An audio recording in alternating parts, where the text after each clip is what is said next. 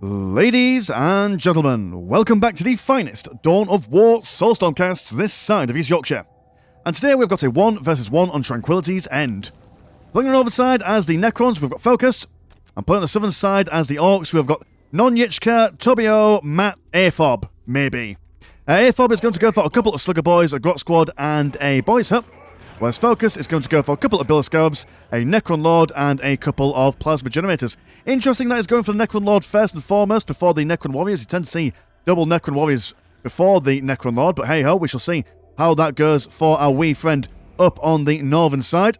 Now, I'm quite interested. Orks versus Necrons. Now, I do understand that in every single battle versus every single faction known to man, momentum is quite a big thing. The idea of getting those early victories in, like capturing strategic points, getting a few squad wipes, maybe killing a few builders, is always important to be able to win in the mid to late game. But I think the momentum in Orks vs Necrons is a pretty important thing to talk about, considering that Orks don't really have the ability, unlike other factions, to basically walk into Necron base and slap things down. Yeah, okay, you've got the big mech that could teleport in and maybe knock a few things around. Maybe got the shooters that if you rush to big shooters, you can kind of shoot things down quite easily. But the Necrons can kind of resist that. I mean, your Billiscobes, they've got lots of models inside the squad, so it's hard to get squad wipe on those builders. You've got Necron Warriors, which are kind of free. Necron Lord with his artifacts can kind of cancel those big shooters in a big way. And also a couple of Ghost Huts can shut them down. Whereas the Necrons, they take a while to get online, as I always say.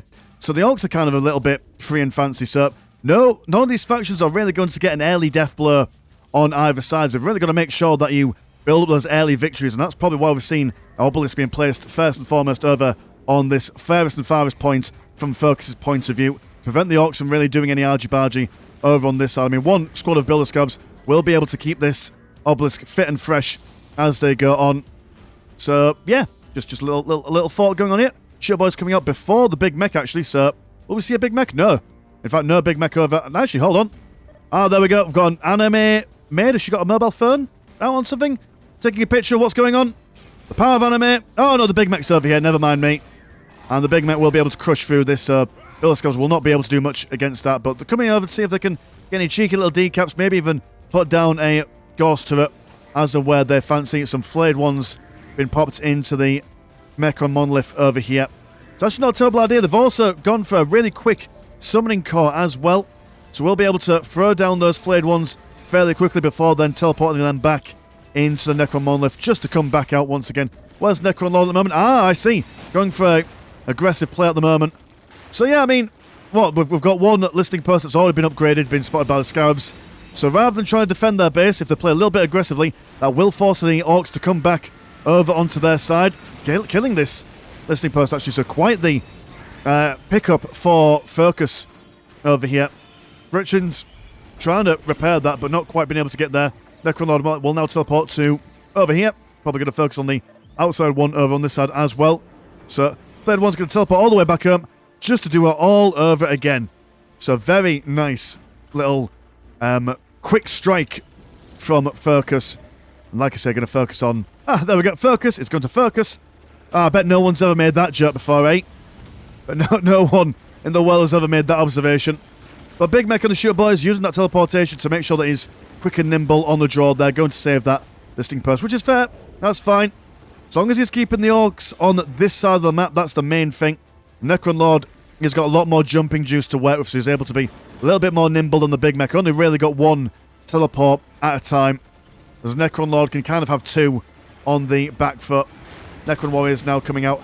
Imagine that summoning core is probably going to try and get some, some disruption fields to go. In fact, actually, 1, 2, 3, 4, 5, 6 Plasma Generators already on the go as well, so Necrons being able to prevent any harassment of the base from the Orks, being able to quite nicely be able to build up their economy with little to no disruptions from their side.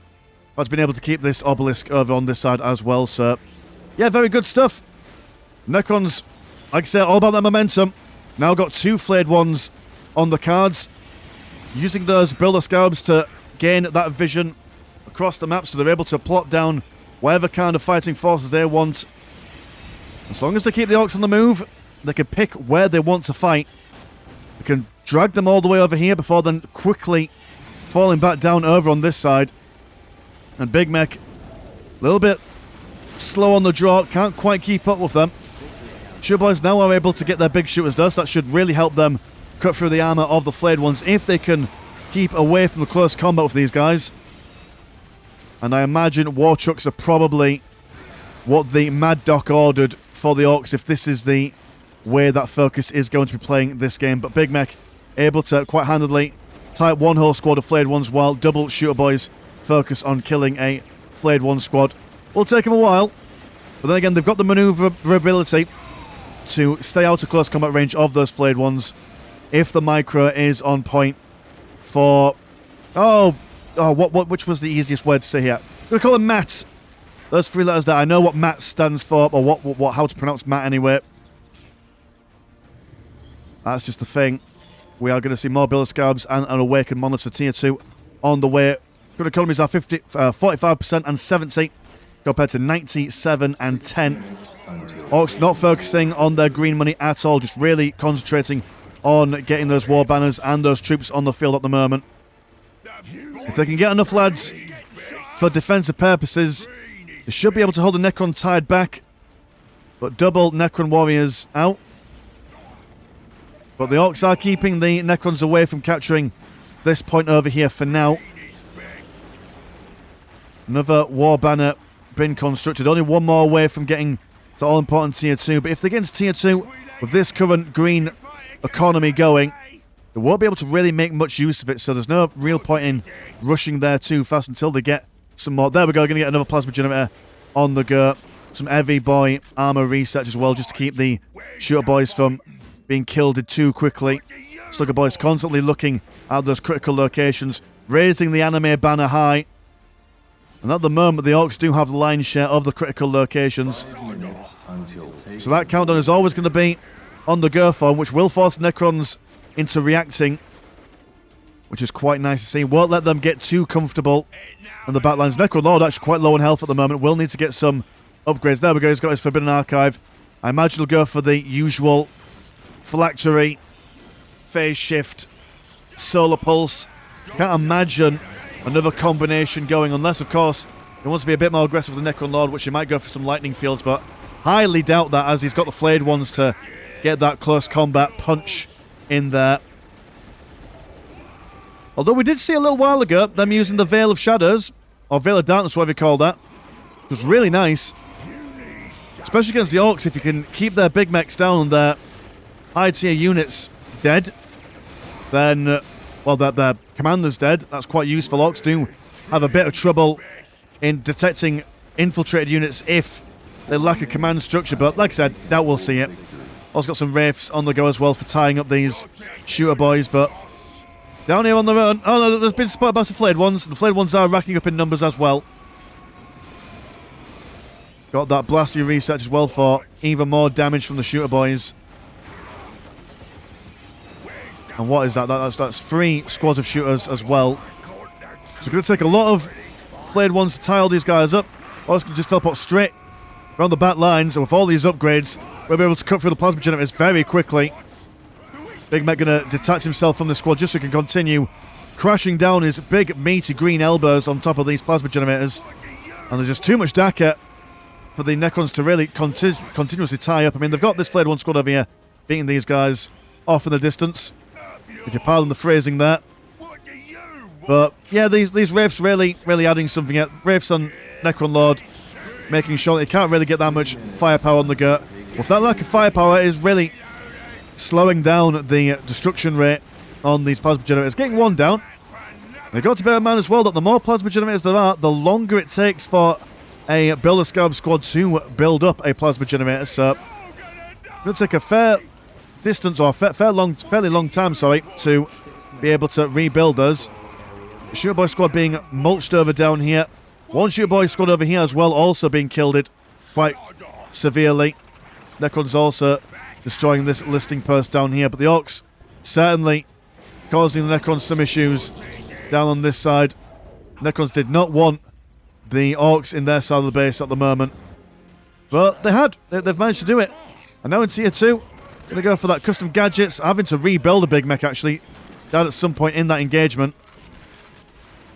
With the big mech down, might be a time for the Orks to push out. Then again, you've got to bear in mind that the flayed ones, while yes, okay, teleporting in, will keep the shooter boys active in moving around the battlefield. The shooter boys are quicker than the flayed ones, so flayed ones on their own aren't going to get that much in the way of squad wipes. And we did see one flayed one squad chase a shooter squad all the way down here, get them down to 5 models, but like I said, not really getting that all-important squad wipe. Necron Lord deciding to turn his attention to the listing post over here, and only tier 1 will be quickly killed, but Grots will come down and try and repair it, but can't exactly resist the high DPS of those Wraiths for very long. Thankfully, big shooters coming over to hopefully take care of the Wraiths, but you know, the amount of damage that a Wraith can do to a Grot squad, in fact, managing to get squad wipe there, so unable to save that listing post. Real shame from the Orc point of view. One Wraith falling down. Will he get back up? I don't think so. Double phase shift on these flayed ones. Not flayed ones, Wraith, sorry. The big mech rejoining the boys. When all these guys are together, they do get increased movement speed when there's enough Orcs in the general vicinity. But seeing a lonely war banner over here might be able to set the Orcs back into tier 1 tech. Not before they do manage to get a Nob squad out there. So that is something. But they don't really want to be rebuilding any of their war banners, especially now that they are squad capped, so they won't be able to get any more Orcs. Never mind just individual units, but also individual models as well. Orcs are squad capped based on the number of Orcs, not the actual number of units that they have out. So you've got to bear that in mind. Any reinforcement that they want to do, going to be difficult. One Nob leader sliding away down that little sandy hill. It's absolute bedlam in the centre. Nobs should be able to rip apart a few flayed ones if they can keep the morale up and running. They'll have a fair amount of morale, in fact, actually 900, but really quickly, considering that there are 2 flayed ones. In fact, is that 2 or 3? There's a fair amount of flayed ones in there. And from, if memory does serve, that the anti-morale aura that these flayed ones have around them do stack on top of each other. The more flayed ones you have in one area, the quicker the morale goes down. If I am not mistaken, I could be wrong there, but with the sheer way that their morale dropped there, I assume that I'm correct. And if I'm not correct, well, just pretend that I'm correct. You know? Doesn't really matter what the actual rules and mechanics are for this game, does it? I mean, I've been doing this for 2 years and I still don't know how this game works. The Nobs with that teleport, really, really strong. Able to get a good surround on that Necron Lord fairly quickly, and even with that health upgrade he gets every time the Necron Monolith gets upgraded, gets a bit more health, but goes phase shift mode. Unable to take health, also drastically increases health regeneration. He's going to chill out here for a little bit, regain his health. Wraith going to do exactly the same, and then the moment they have the option, they're going to re-engage in close combat. Necron Lord going to teleport away as the Wraith opens, well, not opens fire, but tries to take it down. It's not down, but it gets back up again. Nothing's ever going to keep him down. Until, of course, the Big Mech gives him the old pimp slap. And then throws him around. And there we go. Got some regular old slugger boys. They're not going to be surviving much in this combat. But they're sticking around anyway. That is actually, you don't often see Orc players keeping their slugger boys alive for so long. But their goal here is just capping and decapping. They're going around the map constantly looking for those critical locations and any strategic points that are a little bit weak. Grot's looking to rebuild that listing post, but not quite being able to keep away from those Wraiths. And even if they do get their infiltration research on the go, the Wraiths can spot them. I mean, what, it's Wraiths and Builder Scabs that can spot infiltrated units from the Necron side of things. And the shooter boys, but there are not many. We haven't seen that many shooter boys at the moment, have we? At least, I mean, we've seen a lot, but seems like they've all died at the moment. Yeah, just one slugger boy squad, one shooter. Oh no, 2 slugger boys, 1 shooter boy, and the Nob squad. Oh no, we've got shooter boys over here. Okay, just more spread out, if anything else. Necron's now on tier 3, tier 2.5, I think. They've got their Great Summoning Court.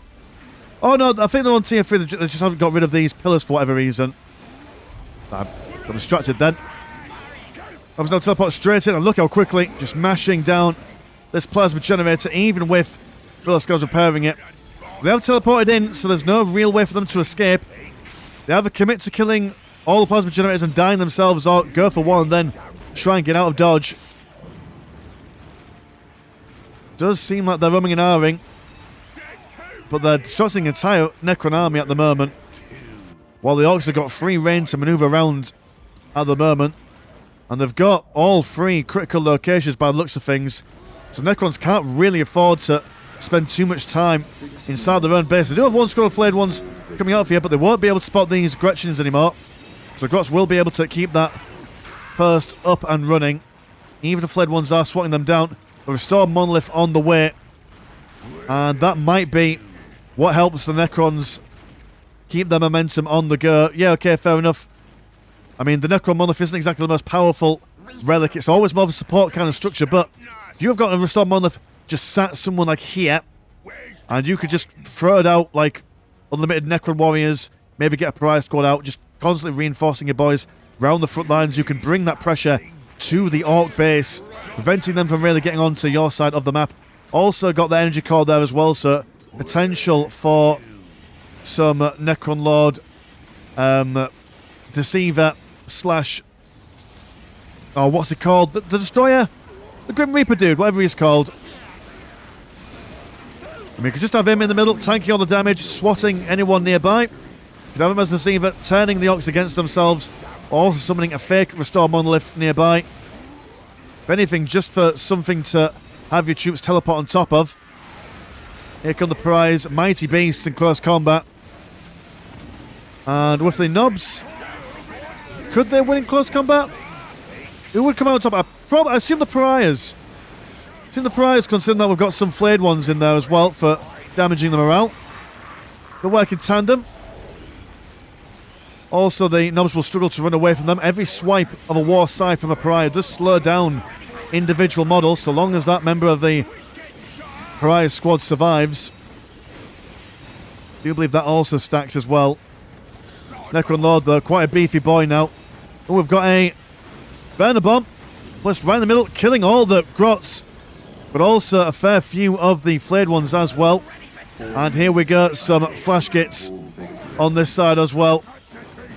Necron Lord coming in. I don't think he's gone for a Solar Pulse, actually, considering that we've yet to see him throw one down. With the Flash Gits out, that's probably what he wants, but maybe he's gone for something else. Or maybe he's saving that third upgrade for a situational pick later on in the game, which is also a viable thing for the Necron Lord to do. The fighting juice on the Nobs, keeping them alive for a little while. No flayed ones left nearby. We do have the Restore Monolith coughing out a couple of Wraiths as they go about their business. Wraiths coming over looking to get those decaps while also scouting out the Ork positions. We'll see that as a Shooter Boy and a Slugger Boy squad over on this side. Wraiths trying to prevent the Grots building up a listing post on this side. But the Necrons, they've got a Monolith inside, well, in the middle of the map. Orks are able to... Oh no, the Orks don't have this. This is just a fake banner here. But the power of anime, you can't beat it. It's still there, even if they don't technically own it. You can't wash off the smell of anime, I'm afraid. Once you've got a little bit on you, that's it.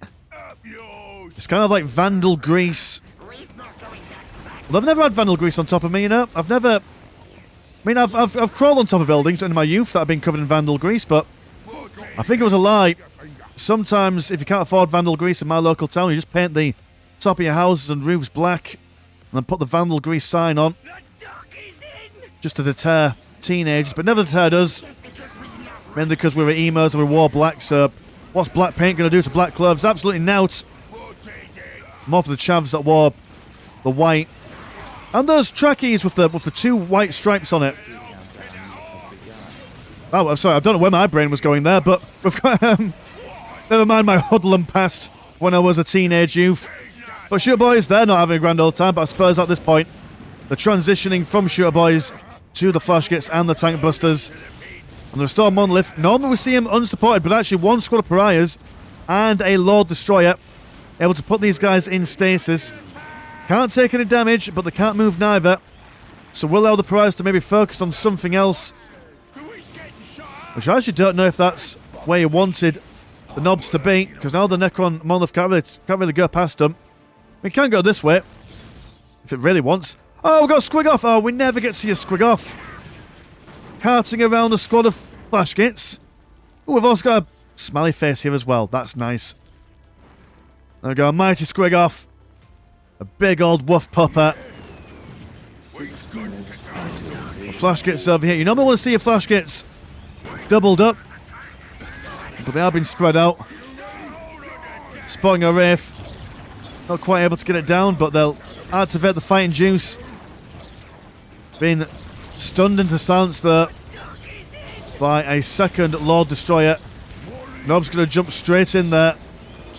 Actually, Lord Destroyers, they've got no vehicles to latch on to.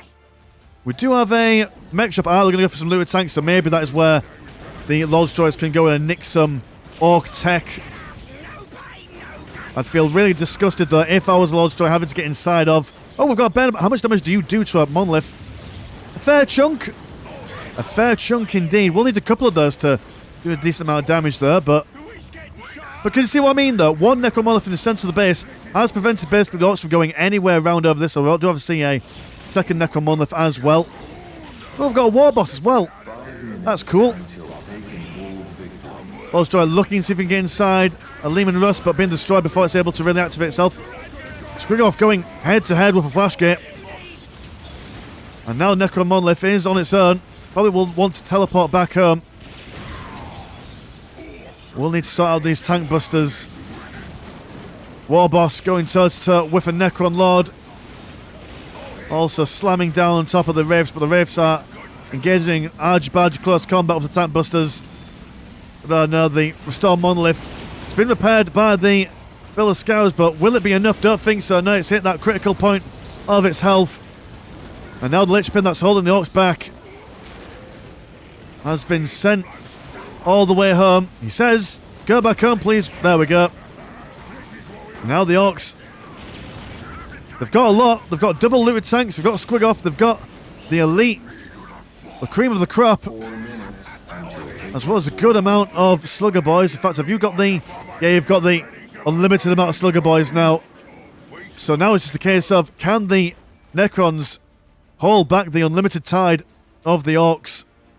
They've got another Necron Monolith, and they're also going to restore that. So while... Oh, quite like that. So while this one's been repaired to full health, this one's then going to become the new Restore Monolith. And I mean, you've got... Oh, you don't actually have that much economy. The Orks sitting on quite a lot of float, so they can buy whatever the hell they want. The Necrons are a little bit lackluster. Haven't really been able to rebuild those lost plasma generators. And the Knobs first in the fight. But where's the war boss in all of this? Got a war boss and a fighter bomber. Won't do much against the buildings, but we'll certainly do a lot of AoE damage on... What was that? Saw a big flashy thing there. Thought for a second that Restore Monolith was going to teleport a redonkulous distance. They don't have much going on for them, the Necrons.